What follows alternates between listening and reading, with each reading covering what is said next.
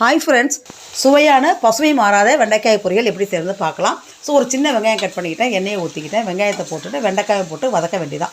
So தனித்தனியாக பண்ண வேண்டியது, ரெண்டையும் ஒன்றா போட்டு வதக்கிடலாம். பிகாஸ் ரெண்டுமே எண்ணெயில் வதங்குறது தானே. ஸோ கம்மியாக எண்ணெய் ஊற்றினாலே போதும். ஸோ இதுக்கு மூடி போடக்கூடாது. ஸோ அந்த பொலபொல்லு கொட்டுது பாருங்கள், அந்த குழகுழப்பு தன்மையை மாறின பிறகு இப்படி பொலபொல்லு எடுத்து கொட்டினா அப்படி தனித்தனியாக வந்துடும். ஸோ தட் மீன்ஸ் வாட், இதுக்கு ஹாஃப் குக் ஆகிட்டு அர்த்தம். ஸோ இந்த ஸ்டேஜில் கொஞ்சோண்டு மிளகாய் தூள், கொஞ்சோண்டு சோம்பு பொடி, கொஞ்சோண்டு உப்பு, கொஞ்சோண்டு மஞ்சள் பொடிங்க போட்டு திருப்பி கிண்ட வேண்டியதான். ஜஸ்ட் ஒரு 1 மினிட் இப்படி பரட்டி எடுத்தாலே போதுங்க.